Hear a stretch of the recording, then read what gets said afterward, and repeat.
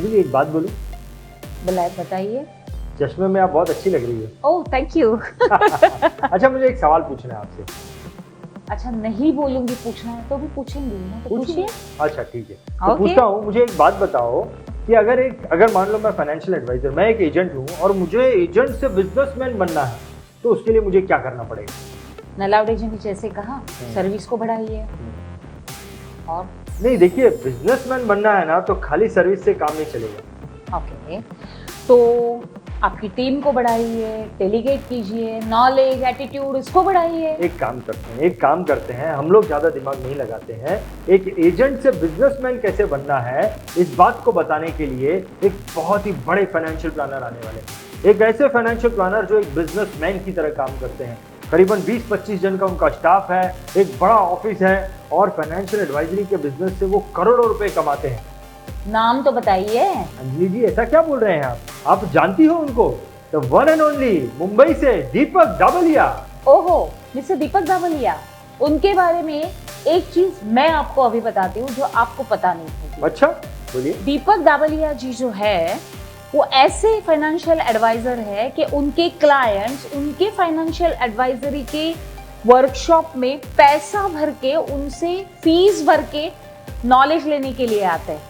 ये आपको पता? बिल्कुल नहीं, ये बात नहीं बता रही। तो फिर अभी बुलाते हैं mister Deepak Dabaliya from Mumbai multi TOT. Please welcome Deepak जी।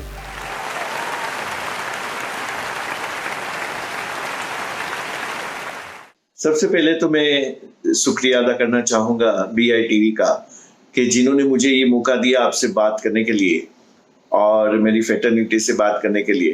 तो मैं दीपक दाबलिया आप सभी का ये प्रोग्राम में वेलकम करता हूँ और मैं आज एक टॉपिक लेके आया हूँ आपसे बात करने के लिए, वर्क एज ए एंटरप्रेन्योर।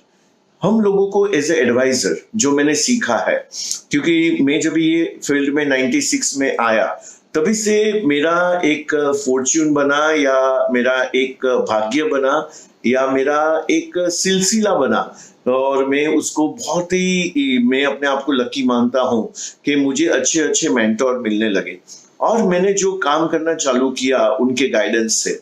और मैंने देखा कि भाई एजुकेशन जो है हमारी इंडस्ट्री में बहुत ही काम करता है, क्योंकि हम लोगों को किसको मिलना है तो क्लाइंट को मिलना है।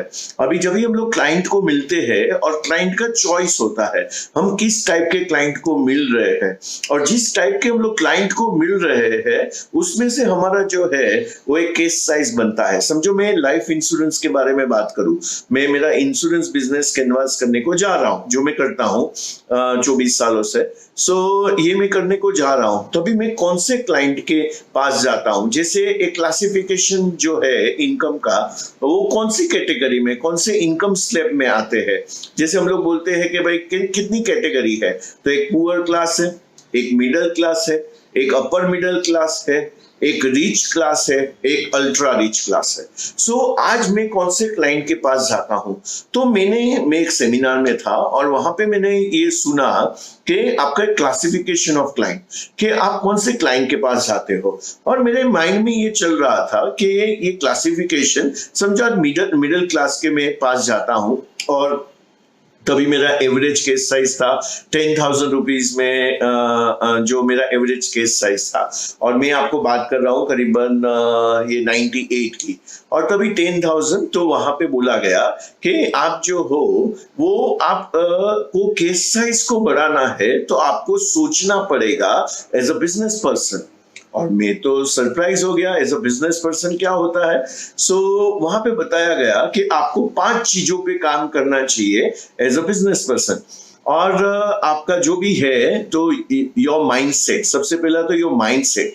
वर्क एज अ एंटरप्रेन्योर, और जो भी है उसके आजू बाजू में रिसोर्सेज को सेट करो।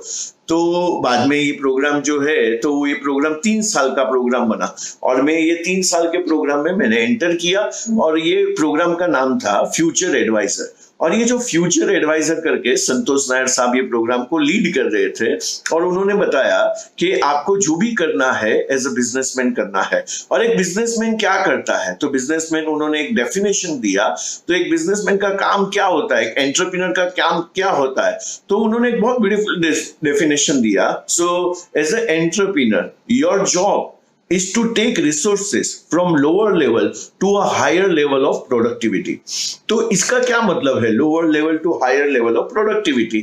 तो रिसोर्स, तो उन्होंने एक रिसोर्स को डिफाइन किया जो मेरी लाइफ को, जो भी आज मैं ये 2020 के मुकाम पे मैं आज बैठा हुआ हूँ, और मैंने अभी तक जो है मैंने 9 MDRT किए, 2 COT किए, 14 TOT कर लिए, और ये सारा जो चीज है, और आज भी मेरा जो माइंडसेट जो है वो बोलता है कि 12 महीने में मेरा अल्टीमेट टारगेट है, 12 महीने में मेरा 12 TOT मुझे करना है। ये मेरा माउंट एवरेस्ट गोल है, ये एवरेस्ट पे मुझे जाना है। सो मैंने मेरा पिक को जो है डिफाइन किया है। यही प्रोग्राम में सिखाया गया था कि आपके माउंट एवरेस्ट गोल क्या है। तो मैंने ये माउंट एवरेस्ट गोल रखा कि गोल तो होते ही है, गोल क्या होते हैं, मुझे TOT करना है, एक गोल हो गया। लेकिन जब भी आप बात करते हो 12 TOT करना है, तो अभी और मेरा कन्विक्शन कैसे आया वो मैं आज आपके साथ जो है वो शेयर करना चाहता हूं। तो उन्होंने बोला, तो जो मैं आज आपसे बात कर रहा हूं कि आपका माइंडसेट जो है वो क्रिएट होना चाहिए एज अ बिजनेसमैन। तो बिजनेसमैन किस चीज के ऊपर फोकस करता है, तो वहां पे बिजनेसमैन का जो मेन चीज होता है वो रिसोर्सेज के ऊपर काम करता है। अभी जब भी हम लोग एक बिजनेसमैन के रिसोर्सेज को देखते हैं, कोई भी बिजनेसमैन को देखते हैं, तो बिजनेसमैन के रिसोर्सेज क्या होते हैं, तो सबसे पहला तो उसका एक रॉ मटेरियल उसका रिसोर्स होता है, उसके बाद उसका एक टाइम उसका रिसोर्स होता है, खुद का जो टाइम है वो उसका रिसोर्स होता है, उसके बाद में इंफ्रास्ट्रक्चर उसका रिसोर्स होता है, उसके जो प्रोडक्ट है उसका रिसोर्स होता है, उसके जो एम्प्लॉई है उसका रिसोर्स होता है, उसकी प्रोडक्टिविटी जो है उसका रिसोर्स होता है। तो ये सारे बहुत सारे रिसोर्सेज है जो उसको मैनेज करने होते हैं।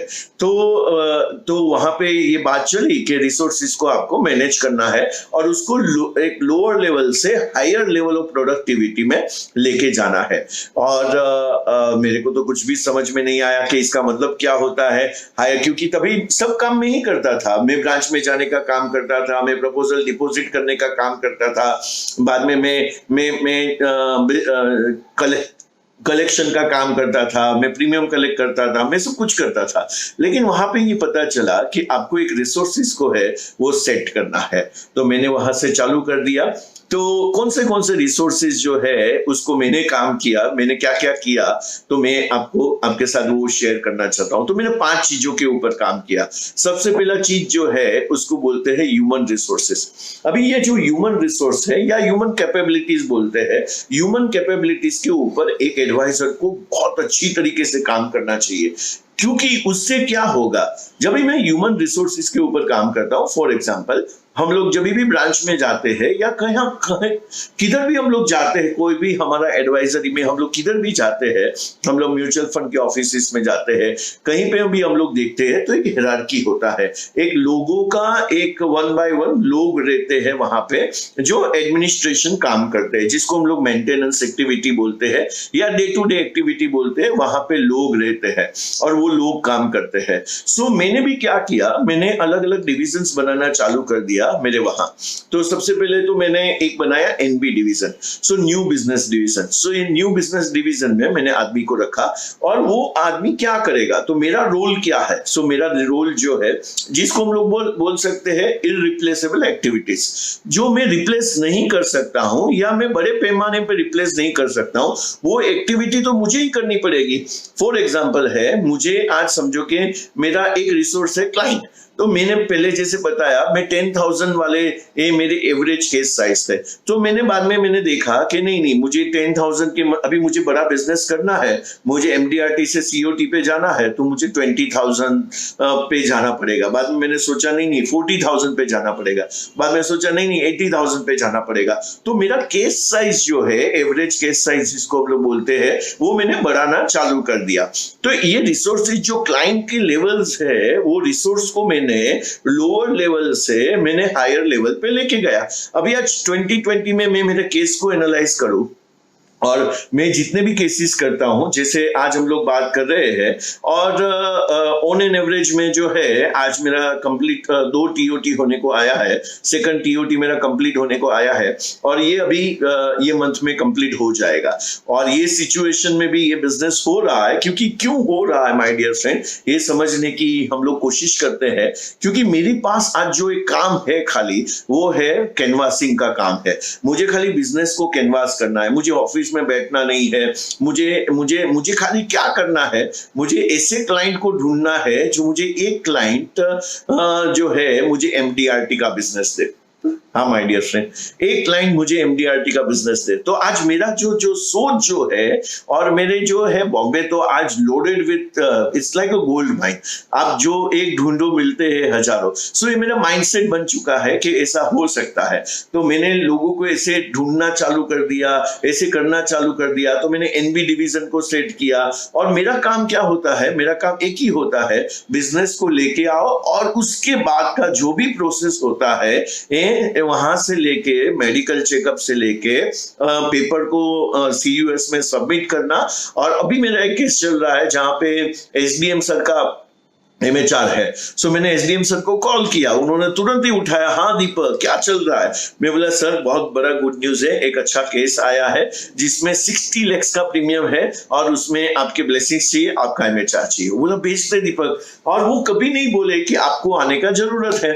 और वो जो भी क्लाइंट से कॉन्फ्रेंस कॉल करवाना है, मीटिंग करवाना है, फिजिकल मीटिंग करवाना है, उनको लेके जाना है, क्लाइंट को लेके जाना है। तो मैंने इस तरीके के स्टाफ को जो है, इस तरीके से मैंने सपोर्ट स्ट्रक्चर को क्रिएट किया कि वहां पे मेरा 1 मिनट भी जो है वो इन्वेस्ट ना हुए। तो मैंने ये रिसोर्सेज को जो है, लोगों के रिसोर्सेज को एक बिजनेसमैन कैसे सोचता है, तो एक बिजनेसमैन ऐसे सोचता है, एक मुकेश अंबानी कैसे सोचता है, तो एक बिजनेसमैन जैसे सोचता है। आपको बड़ा बिजनेस करना है, और ये धंधे में आपको, ये बिजनेस में आपको जो है वो 1% में आना है। 1% का क्या मतलब है, मैं हर टॉक में बोलता हूं, 1% का मतलब ये है जो 1 करोड़ से ज्यादा कमा रहे हैं। आज आप गिन लीजिए कि ये बिजनेस में 1 करोड़ से ज्यादा कितने लोग कमा रहे हैं, और आपको समझ में आएगा गिने चुने लोग कमा रहे हैं, वो 1% है। और आप 1% का जब भी केस स्टडीज करते हो,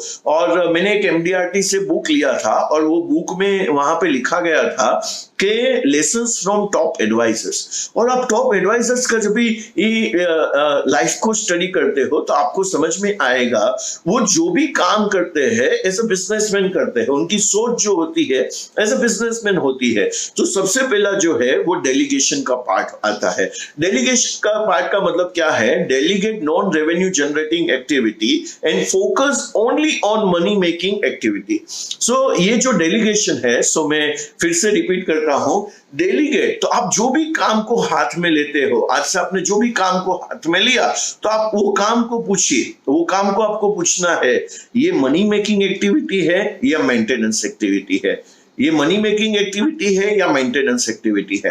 अभी जब भी आप मेंटेनेंस एक्टिविटी करते हो, तो वो कोई भी आदमी, आज मेरे पास मैं 25,000 में किसी को रखा हुआ है, मैं 35,000 में किसी को रखा हुआ है, वैसे मेरे पास आज 23 लोग काम कर रहे हैं, 23 लोग काम कर रहे हैं। और गोपीनाथ सर एवरी टाइम बोलते हैं, जब भी हम लोग उसके लाइव सेशन या कोई भी सेशन को अटेंड करते हैं, कि कैसा लगेगा जब भी आप अपने ऑफिस में एंटर करते हो और 50 लोग 100 लोग खड़े हो जाएंगे, और जैसे ही आप एंटर करते हो, आप सबको सब आपको ग्रीट करेंगे, good morning sir, good morning sir, good afternoon sir, good evening sir, thank you sir. So ये जब भी माहौल बनता है एज ए बिजनेसमैन का, कि आप एक बिजनेसमैन के माफिक सोच रहे हो, आपने ऐसा सेटअप क्रिएट किया, तो मैं सभी को रिक्वेस्ट करता हूं, एक आदमी, आपके पास 1 है तो 2 आदमी, 2 है तो 4 आदमी, 4 है तो 8 आदमी, क्योंकि ये सारे क्या करेंगे, ये सारे जो है, जैसे हम लोग स्टॉक मार्केट में इन्वेस्ट करते हैं, अच्छे स्टॉक को बाय करते हैं।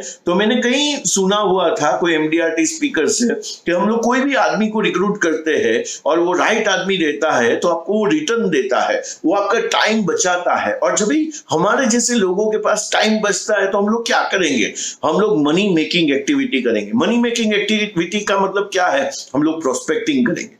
हम लोग प्रोस्पेक्टिंग करेंगे। प्रोस्पेक्टिंग का मतलब हम लोग बीएनआई में जाएंगे, हम लोग कास्ट के मीटिंग्स में जाएंगे, हम लोग लायंस क्लब में जाएंगे, हम लोग रोटरी क्लब में जाएंगे, वहां पे लेक्चर्स लेंगे। मैं लेक्चर्स देता हूं तो वहां पे लेक्चर्स देंगे। तो आपको भी और एक रिसोर्सेज जो है आप खुद उसको आपको क्या करना है, अपलिफ्ट करना है। अपलिफ्ट करना है मतलब क्या है, देखिए एक एडवाइजर का काम क्या है, पावर ऑफ सुपर कम्युनिकेशन। आपका कम्युनिकेशन इतना शानदार होना चाहिए, जानदार होना चाहिए, जो एक आदमी सोचने पे मजबूर हो जाए। क्योंकि हमारा प्रोडक्ट जो है वो टेंजिबल प्रोडक्ट नहीं है। हम लोग उसको टच नहीं करवा सकते, स्मेल नहीं करवा सकते, जो भी है हम लोग उसको करवा नहीं सकते हैं, महसूस नहीं करवा सकते हैं। तो हमारा प्रोडक्ट जो है वो दिखता नहीं है। और ये प्रोडक्ट जो है फ्यूचर प्रोडक्ट है, फ्यूचर बेस्ड प्रोडक्ट है। ये आज हाथ में कुछ भी नहीं आने वाला है, फ्यूचर में आने वाला है। और ह्यूमन साइकोलॉजी और ह्यूमन टेंडेंसी ऐसा बोलता है कि हम लोग जो भी करते हैं, आज स्टीफन को भी बोलते हैं, इंपॉर्टेंट जो है और अर्जेंट जो है उसके ऊपर का, और जिसको क्राइसिस मैनेजमेंट बोलते हैं। तो आज जो फ्यूचर के बारे में उसको सोचने पे मजबूर करना है, आपको उसको फ्यूचर के बारे में उसको एक्साइट करना है, उसके माइंड में एक्साइट पिक्चर को क्रिएट करना है। वो किस तरीके से होगा, क्योंकि आप प्रोडक्ट दिखा नहीं सकते, आप प्रोडक्ट दिखा नहीं सकते, आप जीवन उमंग को कैसे दिखाएंगे, आप जीवन आनंद को कैसे दिखाएंगे, आप जीवन शांति को कैसे दिखाएंगे। आपको माइंड में दिखाना पड़ेगा कि जीवन उमंग से उसकी लाइफ में कैसे उमंग आएगा। अभी ये काम हो गया क्रिएटिव कम्युनिकेशन, क्रिएटिव कम्युनिकेशन। और आप क्रिएटिव कम्युनिकेशन कब करेंगे, जब भी क्रिएटिव बातें कब करेंगे, जब भी आपका खुद का सोच जो है वो क्रिएटिव बनेगा। आपने उसके ऊपर, और ये सारे लर्नेड स्किल है। मैं जब 96 में आया तभी मैं 1-to-1 बात नहीं कर पा रहा था, उतना मैं इंट्रोवर्ट आदमी था, मेरा पर्सनालिटी उतना था, मैं शांत रहता था, मैं लोगों से उतना बात नहीं करता था। लेकिन ये इंडस्ट्री ने मुझे इतना सिखाया, इतना सिखाया, इतना सिखाया, इतना सिखाया। आज भी जो मैं हूं, मैं आज भी सीख रहा हूं। आज भी मैं जब भी प्रोग्राम्स लेता हूं, मैं इतना स्टडी करता हूं, इतना स्टडी करता हूं, इतना स्टडी में मॉड्यूल्स बनाता हूं। तो ये सब मुझे कहां पे सीखने को मिला, ये इंश्योरेंस इंडस्ट्री में सीखने को मिला, कि जहां पे मुझे आज एक टाइम का फ्रीडम मिल गया। टाइम का फ्रीडम जो है, टाइम एक रिसोर्स है। जैसे मैंने बोला, जैसे ही मैंने डेलीगेट करना चालू कर दिया तो मैंने एनबी डिवीजन को क्रिएट किया। एनबी डिवीजन का काम क्या है, तो एनबी का काम जो है, जैसे हमारे LIC ऑफिस में होता है, एनबी का काम क्या होता है कि न्यू बिजनेस जब भी आता है उसके पेपर को प्रोसेस करना, तो वो प्रोसेसिंग करना वो लोग चालू करते हैं। तो जैसे ही मैं बिजनेस लेके आता हूं तो मेरा जो आदमी जो है बालचंद्र करके और जो अंजलि मैडम करके हैं, वो दोनों जो है और बाकी के लोग जो है, जो सपोर्ट स्टाफ है, उनको सपोर्ट करना चालू कर देते हैं। उनके लिए जो भी लगेगा वो चालू कर देते हैं। और उसके बाद में जो ये प्रोसेस चालू हो गया, तो जैसे एनबी का काम खत्म होता है तो आपको पता है क्या करना होता है, पॉलिसी हैंडओवर करना होता है। तो पॉलिसी हैंडओवर करने का काम मेरा है, क्योंकि पॉलिसी जब भी हम लोग हैंडओवर करते हैं वो भी बहुत यूनिक तरीका है, आप भी वो कर सकते हो। पॉलिसी हैंडओवर कैसे करने का, जैसे मैं आपको एक एग्जांपल देता हूं। मैंने अभी एक पार्टी को, अभी रिसेंटली मार्च महीने में मैंने एक पार्टी को, जब भी हम लोग 1-to-1 मिले थे, तभी ये लॉकडाउन का सिचुएशन है, अभी तो हम लोग किसी को पर्सनली मिले भी नहीं है। तो ये जो मार्च महीने में जब भी मैं लास्ट मिला था, 1 करोड़ का उसका जो है वो परचेस प्राइस था, पॉलिसी सम एश्योर्ड जो था वो था। अभी आज आप देखिए, 1 करोड़ का जब भी कोई आदमी गाड़ी लेता है तो उसका एक्साइटमेंट कितना होता है। 1 करोड़ का घर लेता है तो उसका एक्साइटमेंट कितना होता है, उसका ड्रीम कम ट्रू ऐसा होता है। लेकिन आज जो है, हम लोग जब भी देते हैं प्रपोजल और हम लोग जब भी उनको ये पॉलिसी डॉक्यूमेंट देते हैं, वो एक्साइटमेंट में क्रिएट करता हूं क्लाइंट के साथ कि 1 करोड़ का जो है आपने आज क्या खरीदा है, तो आपने एक इतना ब्यूटीफुल एसेट्स को खरीदा है, एसेट को खरीदा है जो आपका लाइफ को आने वाले दिनों में 4 चांद लगाएगा। तो मैं इतना ब्यूटीफुल तरीके से उसको फोल्डर में रखता हूं पॉलिसीज को। लेफ्ट साइड में जो है एक डॉक्यूमेंट है जो मैंने रिजल नायडू सर से सीखा हुआ था कि पॉलिसी जो है आई एम योर पॉलिसी करके, उसमें नीचे पूरा पॉलिसी का जो है वो पॉलिसी बोलता है, पॉलिसी क्या बोलता है वो पूरा मैंने वहां पे लिखा हुआ है, मैंने मेरा एडिशन किया हुआ है, और पॉलिसी क्या प्रॉमिस कर रहा है वो मैंने वहां पे लिखा है। और पॉलिसी जो है आपने इसको 15 साल 20 साल जो भी टर्म है तो उसमें आपने आपका वादा फुलफिल किया तो वो क्या वादा फुलफिल करने वाला है पॉलिसी, सो वो मैं लिखता हूं।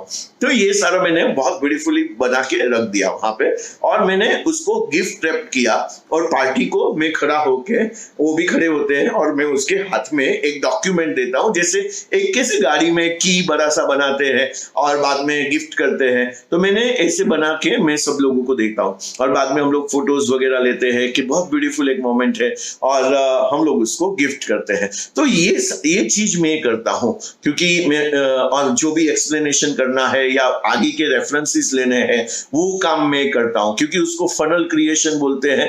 मुझे जो है 200 to 300 रेफरेंसेस मेरे पास ऑलवेज होना चाहिए मेरा नेक्स्ट टीओटी करने के लिए। तो उसके ऊपर जो मैं बात करूंगा आपसे थोड़ी देर में, तो ये मैं करता हूं, तो ये मेरा यहां तक काम है। और उसके बाद में जो प्रोसेस होता है उसको जो है हम लोग मोबाइल के ऊपर उसको पूरा पोर्टफोलियो क्लाउड में क्रिएट करके देते हैं। वो सबका जो काम है वो बाद में पीएस पॉलिसी सर्विसिंग डिवीजन जो है वो बनाया हुआ है। तो वो लोगों का काम क्या है, तो पॉलिसी सर्विसिंग डिवीजन का काम क्या है, जितना भी पॉलिसी सर्विसिंग का काम जो होता है माइनर टू मेजर करना है, बाद में पॉलिसी में जो भी एड्रेस को करेक्ट करना है, किसी को लोन चाहिए वो करना है, बाद में प्रीमियम जो है वो कलेक्ट करना है ऑन मंथली बेसिस, वो रिस्पॉन्सिबिलिटी किसी को असाइन किया हुआ है। तो ईच एंड एवरी प्रीमियम जो है मेरा कहीं पे भी रोल नहीं है माय डियर फ्रेंड, मैं कहीं पे भी नहीं आता हूं। हाँ, मुझे कब आना है, जब भी कोई क्लाइंट जो है वो बोलता है कि मुझसे प्रीमियम नहीं भरा जा रहा है, सो तभी मेरा एक एंट्री होता है। पहले वो लोग ही एक्सप्लेन कर देते हैं, तो 10 केसेस में से तो 4-5 केसेस जो है उसमें मुझे एंटर नहीं करना पड़ता है। कुछ केसेस में जब भी मुझे एंटर करना पड़ता है तो मैं एंटर करता हूं और मैं एक्सप्लेन करता हूं कि किस तरीके से आप ये जो प्रीमियम को नहीं भर रहे हो, आपके कमिटमेंट को फुलफिल नहीं कर रहे हो, तो उसकी कॉन्सिक्वेंसेस क्या है। सो मैं उनको वो तभी एक्सप्लेन करने के लिए आता हूं, तो तभी मेरा रोल रहता है। और तभी बाकी के जो भी रोल है, मैच्योरिटी तक का जो भी काम है वो भी हैंडओवर किया है। मैच्योरिटी में मैं वापस आता हूं और उसको रिसाइकल कैसे करना, क्योंकि वो भी हमारे लिए एक बहुत बड़ा बिजनेस है कि उसको रिसाइकल कैसे करना, तो वो भी हम लोग एक्सप्लेन करते हैं। अभी मैंने एक बहुत अच्छा बिजनेस को क्लोज किया रिसाइकल में। सो मैंने उनके बच्चे लोगों को दिया टोटल असाइनमेंट करके, और टोटल उसके फादर और मदर के नाम पे, क्योंकि मैंने 20 साल पहले 2000 में करीबन वो प्लान किया था, और वो 20 साल का प्लान था जो आज मैच्योर हुआ। मई मंथ में, जून मंथ में मैच्योरिटी आया, और उसका टोटल जो इनफ्लो था वो 15 लाख था। तो 15 का 15 लाख मैंने रिसाइकल किया, और उसमें से भी एडिशन करके मैंने किया, और मैंने वापिस वो जो था इनफ्लो मैंने उसका जो, और एवरी ईयर पैसा, क्योंकि आपको पता है कि हम लोग ने रिटायर एंजॉय या हम लोग ने वैसे ये इनफ्लो क्रिएट करके दिए थे, और वो फादर का एज आज जो है वो 51 है, तो अभी उनको कोई पैसे का जरूरत नहीं है। तो मैंने उनको एक्सप्लेन किया था कि एक्यूमुलेशन पहले करते हैं और बाद में डिस्ट्रीब्यूशन करते हैं आपके पेंशन के प्लान में। तो इस तरीके से तो वो कन्विंस हो गए। तो हमारा काम क्या है माय डियर फ्रेंड, तो जब भी मैं खाली रहूंगा, कभी मैं पीसफुल रहूंगा, तो मैं ये काम करूंगा। तो मैंने ये सारे जो डिविजन्स है वो बना के रखे हुए। आज भी अभी भी मेरा आदमी जो है वो ऑलरेडी डिवीजन पहुंच चुका है, और वो ये डिवीजन में आज जो एमएचआर लेना है एसडीएम सर से, तो वो एमएचआर ले लेगा। नहीं तो मेरे को जाना है, तो मेरा पूरा दिन जो है, क्योंकि मैं रहता हूँ कांदिवली में, बॉम्बे में, और मुझे टाउन जाना है, तो ये पूरा जो मुझे ट्रैवल करके जाना पड़ेगा, तो ये सारा चीज होगा। तो मैंने ये सारा डेलीगेशन किया है माय डियर फ्रेंड। सुपर ये है। आप मैंने धीरे धीरे, आज मेरे पास जो 23 लोग हैं वो ओवरनाइट नहीं बने माय डियर फ्रेंड। मैंने एक आदमी को रखा, बाद में 2 आदमी को रखा, बाद में मैंने टोटल 4 आदमी को रखा। इस तरीके से कर करके आज तो मैंने माय डियर फ्रेंड प्रोस्पेक्टिंग के काफी कुछ जो है वो भी मैंने डेलीगेट कर दिए है। तो इस तरीके से आप डेलीगेशन का ये जो रिसोर्सेज को एज अ बिजनेसमैन सोचोगे, so think like businessman. Be like businessman. जो भी है बिजनेसमैन क्या करता है, R&D पे काम करता है। सो आप क्या R&D पे काम करते हो, आपके रिसर्च क्या है, आप क्या रिसर्च करते हो, आप किस तरीके से करते हो। तो एक चीज हो गया ह्यूमन कैपेबिलिटी। दूसरा मैं कैपेबिलिटी के ऊपर बात करना चाहूंगा। दूसरा कैपेबिलिटी जो है वो infrastructure capability. My dear friend, आपका ऑफिस जो है, तो ये 23 लोगों को बिठाने के लिए मैंने खुद का ऑफिस लिया हुआ है और बहुत ब्यूटीफुल ऑफिस है। तो ये हमारा जो पूरा बिल्डिंग जो है वो ग्लास का बिल्डिंग है, क्लाइंट भी आता है। तो ये पूरा ऑफिस जो है वो करीबन मैंने वहां पे काफी खर्चा किया हुआ है। आप आइए देखिए वो ऑफिस को, आपको कॉर्पोरेट लुक मिलेगा।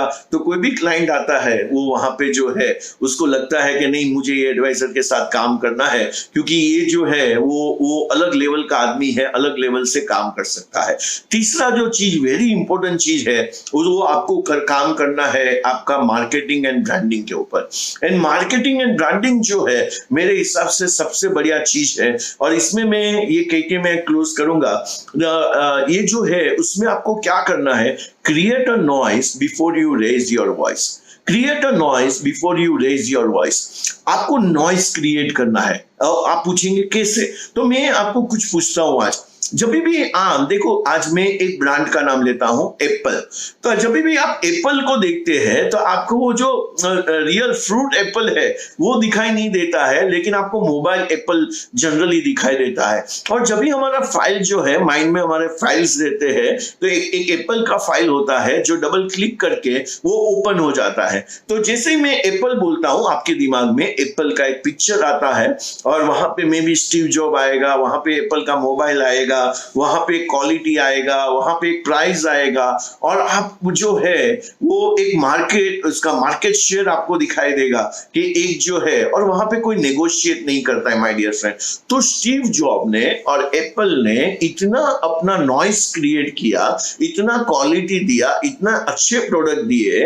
तो आज जो है नॉइस क्रिएट करने से क्या हो गया, उनका आज उनको रेस करना ही नहीं पड़ता अपने वॉइस को, माल ऑटोमेटिक बिक जाता है, माल उनको बेचना ही नहीं पड़ता है, ऑटोमेटिक बिक जाता है। तो आज मैं आपको बोलता हूं, आपने क्या नॉइस क्रिएट किया है, आपने क्या नॉइस क्रिएट किया है। हम लोगों को नॉइस क्रिएट करना है माय डियर फ्रेंड। तो हम लोगों को क्या करना पड़ेगा, हम लोगों को एप्पल बनना पड़ेगा, हम लोगों को स्टारबक्स बनना पड़ेगा, हम लोगों को एक बहुत बड़ा एक वॉच जो है वैसा अपने को ब्रांड एक होता है, राडो या जो भी ब्रांड है, वैसे अपने को ब्रांड बनना, हम लोगों को मर्सिडीज बनना पड़ेगा माय डियर फ्रेंड, जहां पे लोगों के माइंड में एक इमेज है। तो मैं जो आज मुझे जो भी थोड़ा सक्सेस मिला है उसका रीजन ये है, मैंने नॉइस को क्रिएट करने को चालू कर दिया। आज मेरा क्लाइंट मुझे किस तरीके से परसीव करता है, उनके माइंड में जब भी आप भी पूछिए अपने आप को कि आपका क्लाइंट जब भी आपके बारे में सोचता है तो उसके माइंड में कौन सा फाइल ओपन होता है। तो वो जो भी आपका नाम है, तो आपका नाम उन्होंने सुना तो उनका कौन सा फाइल ओपन होता है, वो आपके बारे में क्या समझता है, वो आपके बारे में क्या सोच रहा है कि आप एकदम आप द लो ब्रांड है, मींस आप लो प्रोडक्ट है, या आप मीडियम टाइप के प्रोडक्ट है, या आप हाई एंड प्रोडक्ट है, सो हाई रेंज प्रोडक्ट है। माय डियर फ्रेंड, ये हमारे हाथ में है। और आप देखोगे तो जितने भी बड़े एडवाइजर्स हैं आज मार्केट में, उन्होंने अपना ब्रांड को क्रिएट किया है, उन्होंने नॉइस को क्रिएट किया है। तो आपको भी क्या करना है, नॉइस को क्रिएट करना है। एक नॉइस को क्रिएट करने का सबसे बेस्ट तरीका क्या है, सो आपको जब भी आप क्लाइंट के सामने बैठते हो, किस टाइप का आप कम्युनिकेशन करते हो, किस टाइप के आपके पास बुक्स है। जैसे मैं आपको मेरे बुक्स दिखाता हूं, जैसे ये बुक है, अभी ये बुक क्या बोलता है, ये मेरा प्रोस्पेक्टिंग बुक है। अभी ये बुक में क्या है, द 6 सीक्रेट ऑफ मनी है, द सीक्रेट्स ऑफ 6 मनी है।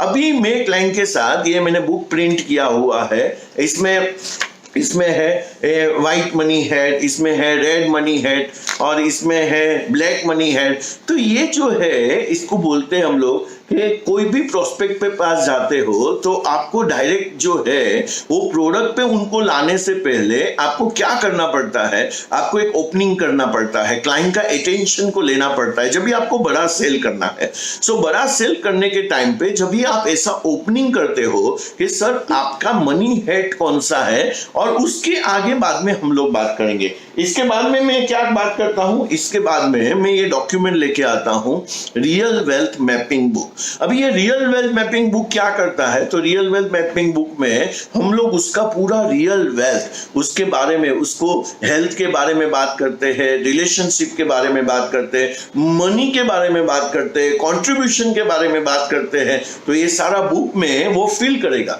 फॉर एग्जांपल मनी के एरिया में हम लोग उनको पूछते हैं, वेल्थ गोल्स में, मनी के गोल्स में हम लोग पूछते हैं कि आपका जो है कैपिटल रिक्वायरमेंट क्या है। उसके बाद में हम लोग बोलते हैं मंथली रिक्वायरमेंट क्या है आपका, बाद में मंथली इनकम आफ्टर 1 ईयर क्या होगा, मंथली इनकम आफ्टर 5 ईयर क्या होगा। तो क्लाइंट सोचने पे मजबूर हो जाता है। माय डियर फ्रेंड, क्लाइंट क्यों बोलता है कि मुझे नहीं लगता है मैं 15 साल का कमिटमेंट लूंगा, क्योंकि उसको ऐसा लगता है कि मे भी मेरा इनकम जो है वो डाउन हो चुका।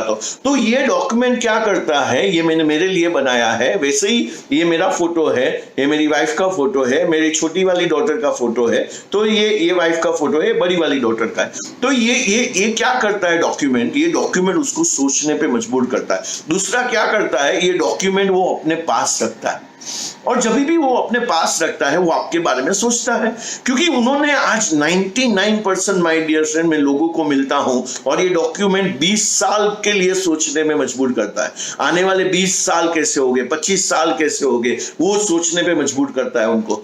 तो ये सारा चीज है। और बाद में है ये डॉक्यूमेंट मैंने बनाया है, और मैंने लिखा है where will Indian investor invest. तो इंडियन इन्वेस्टर क्या करेंगे, ये मेरा लोगो है यहाँ पे मनी मल्टीप्लायर करके, और मैंने ब्रांडिंग किया। तो ये जब भी मैं क्लाइंट के पास रखता हूं, मैंने रिटायरमेंट के ऊपर बुक्स बनाए हुए हैं, ये रिटायरमेंट के ऊपर बुक्स है। बाद में ये जैसे एक डॉक्टर रहता है, अभी मैंने एक प्रपोजल क्लोज किया माय डियर फ्रेंड, जिसका 3.5 करोड़ का जीवन उमंग है, और ये डॉक्यूमेंट पे क्लोज हुआ। Financial health दोषियर। सो ये जो फाइनेंशियल हेल्थ चेकअप डॉक्यूमेंट जो है, ये जो है वो डॉक्टर के साथ था। तो बोला ये जो है फाइनेंशियल हेल्थ चेकअप दीपक क्या होता है, और मैंने पूरा डॉक्यूमेंट माय डियर फ्रेंड उनको दिखाया, और उन्होंने फिलअप करना चालू किया, फिलअप करना चालू किया, फिलअप करना चालू किया। तो उसको समझ में आया मेरा फाइनेंशियल हेल्थ जो है आज बिगड़ा हुआ है, और मैं उसको टेक केयर नहीं करूंगा, तो ये मेरा हिट डॉक्यूमेंट है, सबको अपील करता है। तो ये जब भी आप करते हो तो आप क्या कर रहे हो, आप अपने आप को ब्रांड बना रहे हो, आप अपने आप को मर्सिडीज बना रहे हो, आप अपने आप को एक प्रोफेशनल एडवाइजर करके एस्टैब्लिश कर रहे हो। और जैसे ही आपने एस्टैब्लिश कर दिया अपने आप को, अभी कस्टमर क्या करता है, रेफरेंस देने के लिए वो हिचकिचाता नहीं है, वो बिंदास आपको रेफरेंसेस देगा।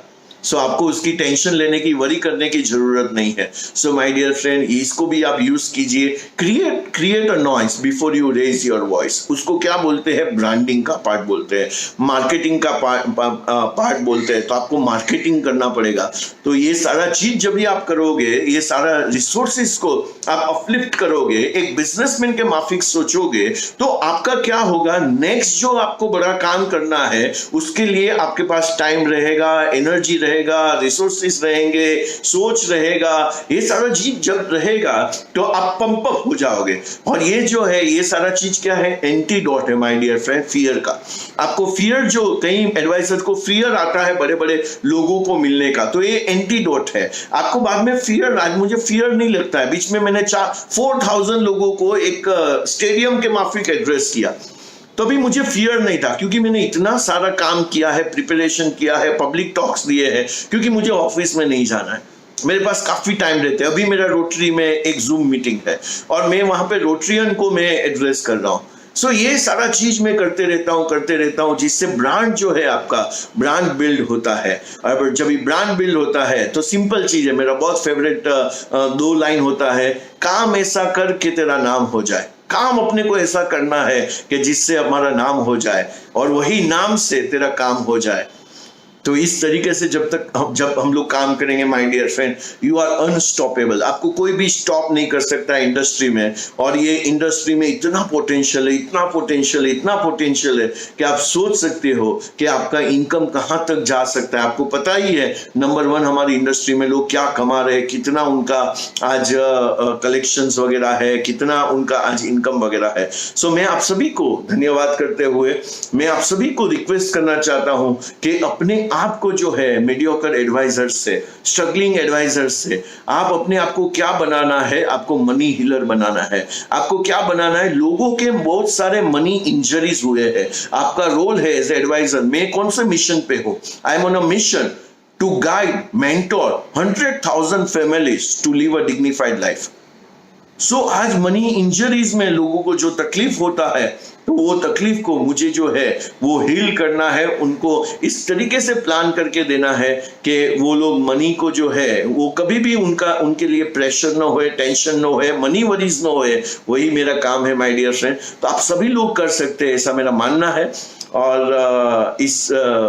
मैं वंस अगेन थैंक यू कहना चाहूंगा BITV को, रंजीत सर को, जिन्होंने मुझे ये मौका दिया, जिन्होंने मुझे फोन किया। मुरली मेहता साहब को मैं थैंक यू कहना चाहूंगा, जिन्होंने मेरा नाम रेकमेंड किया। मैं नायर सर को, गोपीनाथ सर को, रंजन सर को, टागोर सर को, ये सारे जितने भी मेरे गुरु है जिन्होंने मुझे सिखाया, और भरत पारेख साहब है जो मेरे रोल मॉडल है, उनके जैसा मुझे बनना है। तो वो जो सारे लोग जो है इतना अच्छा काम करते हैं, जो अपने को इंस्पायर करते रहते हैं कि इतना आप भी कर सकते हो। तो मैं सभी लोगों को थैंक यू कहते हुए मैं आपसे विदा लेता हूं। सो धन्यवाद, thank you so much, bye bye. Mind blowing. Anjali, मैं ये सोच रहा हूं कि दीपक भाई ने जो मोटिवेशन के बारे में बताया है, जो स्ट्रेटेजी के बारे में बताया है, मिनट से 30 मिनट में उन्होंने कितनी सारी चीजों को कवर कर दिया। सही है। आपको उनकी स्पीच में सबसे अच्छा क्या लगा? मुझे उनकी स्पीच में जो सबसे बढ़िया बात लगी वो ये है कि काम ऐसा कर कि तेरा नाम हो, काम ऐसा कर कि तेरा नाम हो, लेकिन फिर वही नाम से तेरा काम हो। क्या बात क्या है, बात है, क्या बात। बहुत बढ़िया। और एक चीज मुझे जो अच्छी लगी, बहुत अच्छी लगी बल्कि, कि जब वो 1 करोड़ की पॉलिसी बेचते हैं ना, तो वो पार्टी को जब पॉलिसी की डिलीवरी देने जाते हैं तो ऐसी फीलिंग देते हैं कि जैसे कि 1 करोड़ के फ्लैट की चाबी दे रहे हो, या 1 करोड़ के मर्सिडीज बेंज की चाबी दे रही हो। तो वो जो feeling, ownership of 1 crore policy ही is transferring to the party. Ultimate, hats off. Correct. और मुझे जो उनकी बात सबसे अच्छी लगी, जो मुझे बहुत कन्विंसिंग लगी, कि एक बिजनेसमैन जो होता है वो रिसर्च के बारे में सोचता है, वो मार्केटिंग के बारे में सोचता है, वो ब्रांडिंग के बारे में सोचता है, लेकिन एक जो एजेंट होता है वो फॉर्म भरने में बिजी रहता है। रंजीत, इसमें there are lot many more things to learn. Correct. तो दीपक भाई, आपने जो बिजनेसमैन की हमें सोच दी है उसके लिए आपका बहुत बहुत धन्यवाद।